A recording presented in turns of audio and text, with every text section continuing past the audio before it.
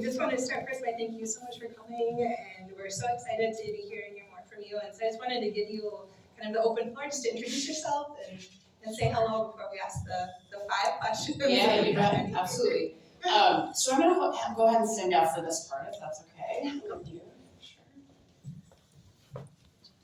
I wore a belt for this very specific. That's okay. I'm just going to tilt it over for our Zoom friend. Great. Wonderful. Okay. Well, bonjour, Peggy Flanagan, edition of Kaz, gives you way with McQuay and to go abagag, and copy doing Jabba, man, good name. My name is Peggy Flanagan. My Ojibwe name is Speaks in a Loud and Clear Voice Woman, so if you can hear me in the back, I'm doing my job, all right? I'm a member of White Earth, and my family is the Wolf Clan, and the role of our clan is to ensure that we're never leaving anyone behind, which is why I decided to run for the United States Senate. I am so grateful to be here in this space with all of you because it reminds me that you probably still have hope, which is why you're here. If not, you would probably be at home watching the Vikings. Maybe we still have hope there too. But, I'm running to make sure that people can afford the lives that they want to live. I'm a kid who grew up right down the road in St. Louis Park, and I thought that the bottom could fall out at any moment. And there are so many people who feel that way right now, and frankly, not enough people in Washington, D.C. who have any idea what that's like. Because if they did, I think we wouldn't have seen this big, ugly bill that passed, and just the chaos and the hurt and the destruction that is coming out of Washington, D.C. And so there's so much work I think that we can do together because we've done a lot of that work in partnership before. I'm the former executive director of Children's Defense Fund, Minnesota. And when I was at UPenn, you can cheer for Children's Defense Fund. And in that role, I did what I consider some of the most important work of my life, which was co-chairing the campaign to raise the minimum wage. And we fought to raise the wage and index it to inflation because we knew that the cost of living would continue to go up for folks. And so every January since that time, a decade ago, Steve, I see you, we worked on that together, right? Minnesotans have received a raise. In Washington, D.C., we haven't increased the minimum wage in over 16 years. It's still $7.25. That's not right. And we wonder, right, why people struggle to make it in this country. The other thing that I'm incredibly proud of is when we worked together to pass paid family and medical leave. And I was one of the co-founders of that coalition. I was one of the co-founders for that coalition when my daughter Siobhan was just an infant on my hip. We finally got it done when she was in 4th grade, but that tells me you get what you organize for. And we were able to continue to build this coalition, bring new folks in, and now, starting in January of 2026, folks won't have to choose between caring for a new baby or child, a sick loved one, or caring for themselves. And I think that matters. And we need to bring a little bit more Minnesota to Washington, D.C. so that we have a national paid family and medical leave policy. Yes. And as I've been traveling across the state, the things that I'm hearing most about shouldn't surprise you. It's affordability. And specifically around healthcare, and I hope that we get to dig into this a little bit more later. But what I know is that nibbling around the edges isn't helping people. And that when we say that we've lowered the cost of 10 prescription drugs for folks on Medicare, that's great. But my question is, why not all of them? And can we ask for more? I think one of the issues that Democrats are facing right now is that somehow we continue to fight from a defensive crouch, instead of saying what do people actually need and what do they deserve, instead of just picking the fights that we think that we can win. So that is what this campaign is all about. I don't take corporate PAC money, and that is a really important decision that I've made because that is in line with my integrity. Because right now, big corporations have a tremendous amount of power in Washington, D.C. It's regular folks who need it, and I don't want to be beholden to those donors. I want to be beholden to Minnesotans. And so this is a grassroots campaign, but I know that we also know some things about grassroots campaigns here in Minnesota. I was raised on the Wellstone for Senate campaign in 2002, And I know that you went by traveling the state to every corner of Minnesota, and that's what we've been doing. We've had over 100 events statewide, and we are just getting warmed up. And so I am not a Beltway darling. This race will not be won in Washington, D.C. It will be won here in Minnesota, where we are fighting for folks, where we make sure that we're going to say you can't divide us across identity or community. We are going to come together to make sure that people have what they need to live lives where they are thriving and not just surviving and fighting to get by. So I've been honored and humbled to be your Lieutenant Governor, and I would be honored and humbled to continue to serve the great state of Minnesota as your next United States Senator, and I'm looking forward to this conversation. Thank you so much.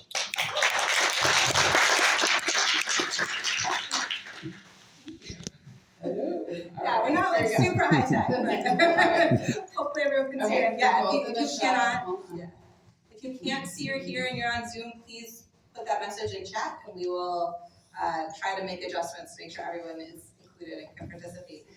And you want me to continue to use this mic so that people on Zoom can hear? Is that right? Yeah. Okay. Awesome. Thank you. Yeah, they don't want to hear as much from me. No, all good. All good. You're a great moderator.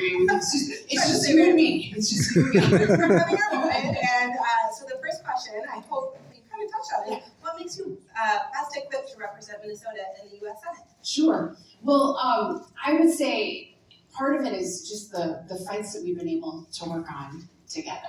I really believe that this moment in our party is truly about what kind of future we want. I believe that this seat will absolutely stay blue. I think it's about the kind of Democrat that we want to send to Washington, which is really what is facing our party, and I think we'll talk a little bit more about that as well.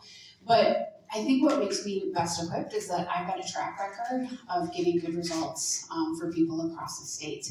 And it's not just about my occupation. I think really it's about my vocation. This is work that many people in this room, we've been doing together for the last 2 decades at least.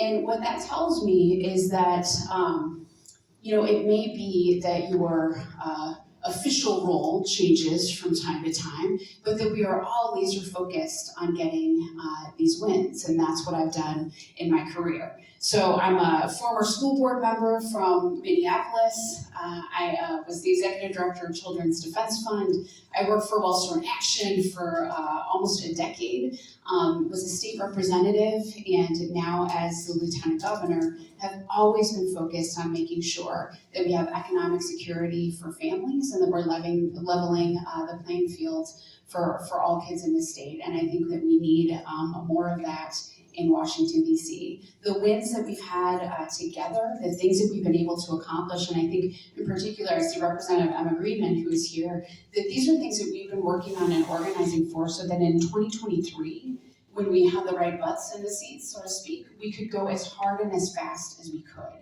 That is what people, I think, want from us, is to not just settle, but they want fighters. And I think that I am the fighter, and I'm the person in this moment who will be able to build a coalition, who will be able to win statewide, and who will be able to turn people out who maybe stayed home in 2024, and would say, I am very clear that this isn't just about 2026.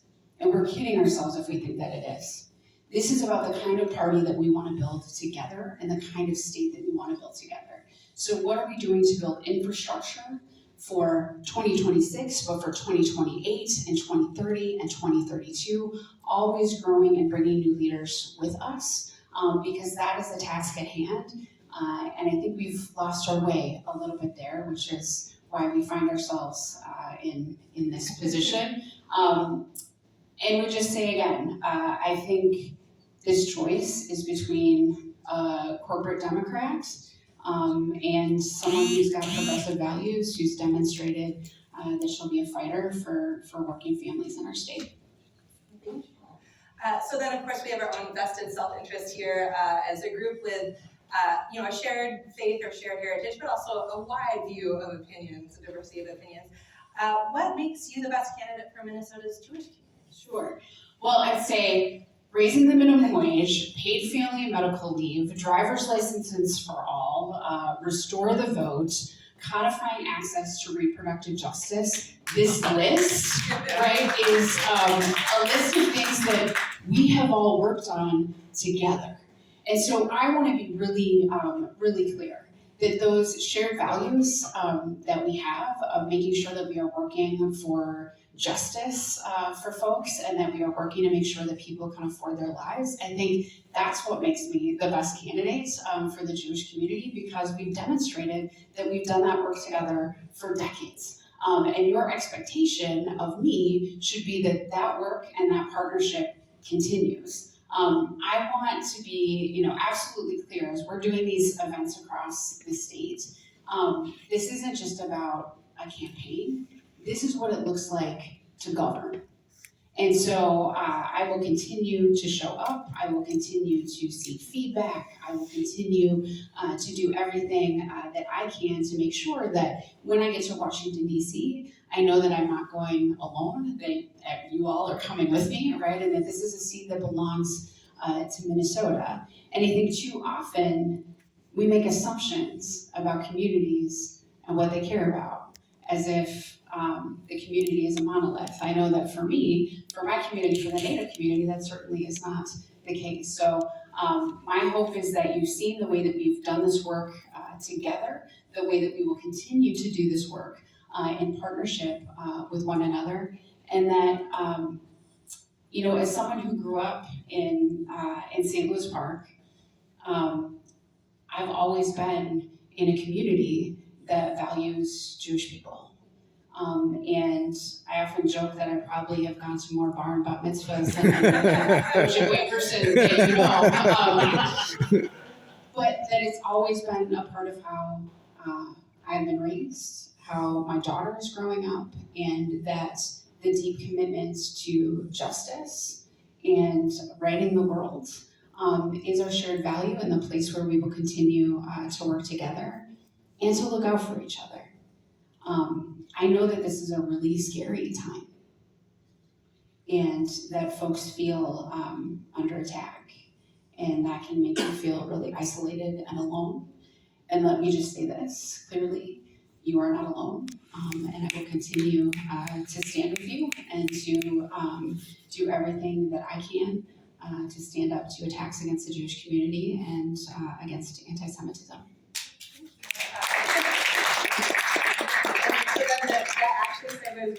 And that you might have already answered this. The third question was, what would you do to counteract rising levels of hate crimes and anti-Semitism against Jewish community? Well, I think part of it is trying to do what I've continued to do, or just to continue to do what I've tried to do as a state representative, and as lieutenant governor. I was at Temple Israel the day after, just a few weeks ago. The day after that horrific graffiti. And that is one of the things that we can do. We can show up, we can listen, but also make sure that the Jewish community has access to law enforcement, to resources, that we're not just looking at responding, but that we're also looking at prevention of hate crimes. As elected leaders, we have a unique responsibility to also help to set the tone, to speak up when we see it, right? To combat it, to call it out. We have in our office have gone through training, because that's something that the governor and I really value. What is anti-Semitism, and making sure that we all have a shared sense of responsibility to combat it wherever we see it. Now, I absolutely believe in the right to free speech, but that does not include threats of violence. As someone who recently had someone arrested and is now will be in court again later this week for threatening my life, it's deeply personal. And I know, again, that it is scary. So I will continue to show up, to speak out, and to do what I can to provide the resources, certainly from the state level, but ultimately when I get to Washington, D.C., that we're calling it out, we're rooting it out, and have the resources to be able to respond. I also think part of the issue that we see right now is simply the isolation of individuals.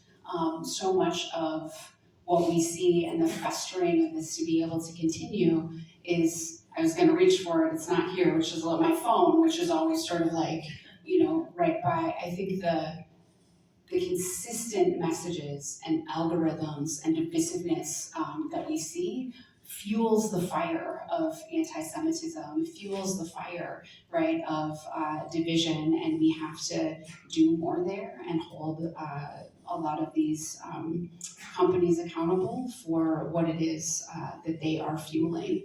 And we can't normalize it, and we can't get used to it, and when it is coming from the highest offices in the land, we have to call it out. And I'm sorry that happened to you about the threat, and thank you even more than for being here after that. That's a difficult thing. And so then the next question, which we're trying to ask all the candidates the same question, but so many horrible things have happened since last run that I don't even know if I can fully summarize. We mentioned, Trump's big beautiful bill is passed, the cuts to critical programs like Medicaid and SNAP, the unilateral military moves. What actions would you take to counteract all of the terrible things that we've been seeing in I can't even keep up with, because every day there's something new and horrifying. That's right. I try to like throw myself out of bed in the morning and not, doom scroll on my phone and try to literally, sometimes I'm like 5, 4, 3, 2, 1, go. Because you can just get stuck. So it's just like a PSA, don't do it. There are beautiful things that are happening still, even though the onslaught that's coming from Washington. So a couple of things, the first thing I do is remember where I come from, which is, we live in a community where I am raising my daughter there because it is a beautiful place, and I'm a super fan and a townie of my community. But my mom moved us to St. Louis Park when I was just a baby using a Section 8 housing voucher. And she chose the community of St. Louis Park because she knew that we would have access to stable neighborhoods, really good schools, and a community that cared about us. And so, with Section 8, it was SNAP that kept food on the table for us, right? I was that kid who carried a box of commodity cheese under my arm like a football from the food shelf.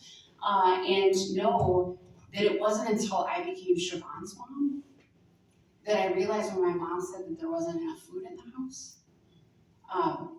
Or when my mom said that she had eaten at work, or that there was a little, she just wasn't hungry, she'd eat after I went to bed, that actually just meant that there wasn't enough food in the house. So it's really personal for me. And when it comes to Medicaid, that was my healthcare as a kid. I had really severe asthma when I was little, and it felt like there were times when I was in the hospital more than I was out in elementary school. I'm alive today because of Medicaid. And so that matters to me to tell that story. For a long time, I felt like I had to shrink, and that somehow that was something to be ashamed of or embarrassed by. But it wasn't until I really came into my own at Children's Defense Fund, where we were at a table and we were talking about the Child Care Assistance Program, which was another program that my mom utilized. She was able to go back to school, get her certificate in phlebotomy, and it changed our entire trajectory for our family. But we were sitting at this table. It was one of the first meetings that I had when I was the head of CDF with all my staff and all these Big Dog Foundation people and lobbyists. And there was this big tension, which has since died down, but between early learning scholarships and the Child Care Assistance Program. And we're one is more important than the other. This is big tussle back and forth. The good news is now we fund both. So that's exciting. But I remember there was this very highly paid lobbyist who said, well, let's just be honest, right? The people are more interested in a scholarship than in CCAP, because CCAP is really just welfare, and people on welfare feel like losers. And so I all of a sudden, I sat up straight, and I was like, well, my mom used CCAP. She didn't feel like a loser. She felt like a good mom. And I was like, I think we're out of here. And then left with my staff, and then I used my inhaler in the car. And I was like, all right. But I share that as an example of there are not enough people with lived experience who are serving in public office who know what it's like or making decisions about people's lives every single day. So that matters to me. But what also matters to me is that we are doing everything we can to fight back to restore these cuts to Medicaid and SNAP. I feel like the trauma of what we just went through with this shutdown was that some people are like, oh, now that, with SNAP, people are getting their benefits again, but let's not forget that they cut the heck out of them, right, earlier this year. So we have to restore them, but then we have to ask for more. As I'm traveling around the state, healthcare is the number one issue that I hear about. I talked to a librarian who's married to a farmer, whose deductible is $15,000 a year. And she just paid $600 for a 5-minute med check for a medication that's completely changed her life.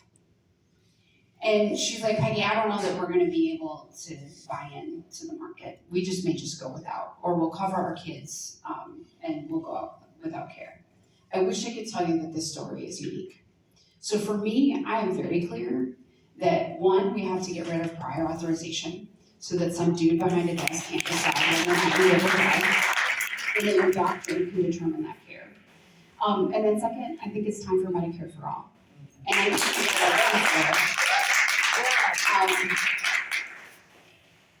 folks are like, oh, it's so expensive. What we are doing right now is expensive.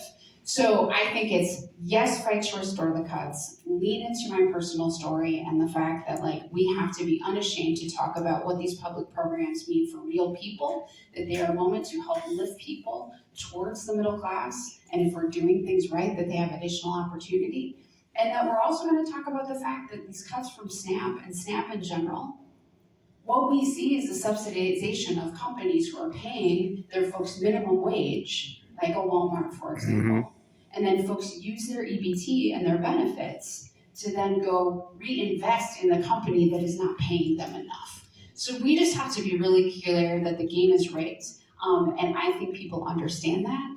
And I think that this is not just a fight for Democrats, this is a fight for everybody, because it's literally all of us versus extremist billionaires and the people who are benefiting under the Trump administration at the top. And that is a great insight to our last prepared question before we open it up, which was kind of looking forward. That, we've talked a lot about why we lost everything in 2024, the presidency, the Senate, the House. What concrete strategies do you believe that both the DFL and the National Democratic Party need to follow in order to take back majorities in 2026, 2028, and beyond? Well, I think people want us to be bold, audacious, and defiant. And I think that is how we win. My biggest concern, and we all sort of know and have heard, oh, big corporations control our politics. It wasn't until I ran for the United States Senate that I realized just how clear that is. And so I think it is completely dishonest to say I'm going to hold big pharma accountable on one hand and then have the other hand outstretched asking for a political contribution from that company that you're supposed to hold accountable. I think people are smarter than that. And I think that is why we find ourselves in the position that we are in right now. Because the party at the national level is capitulating to do what these big corporations who are funding our politics right now care the most about. And it's why we're just nibbling around the edges and not proposing the big changes that we need. And I think that's not just about Republicans. We have to be clear that it's happening on both sides of the aisle right now.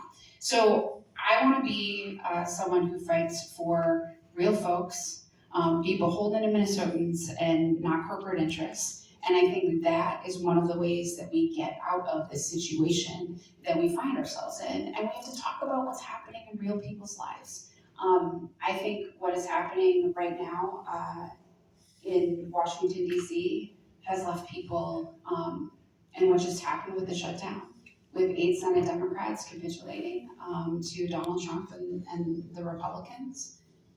Now we all have to go out and rebuild that trust and tell folks, no, we're really for you. That makes our job harder. When we have a fight and we can acknowledge that shutdown was absolutely traumatic for people, for federal workers, for TSA agents, for people who were worried about how they were going to keep food on the table. And we tried to answer the call of the state of Minnesota, as did many other states. But we were having an impact. And that's what people want. They want us to be fighters. They want us to stand up. And even if they don't agree with us all the time, at least they know we stand for something. So that is how I think we get back. And then we organize all across the state of Minnesota. And we have done the majority of our events in red congressional districts because our voters are everywhere. And we cannot count people out. And we cannot and we should not make that decision for them, right? By not showing up where people are at. And let me tell you, young people are onto us, right? And they want us to be bold. They want us to say the hard things, right? They want us to show up in a new way. And if we don't, I don't think they're going to show up for the other guy. They're just not going to show up for us. They're just going to stay home. So we've got work to do, but it's good work if you can get it. Thank you. Okay, so we have a little bit of time left.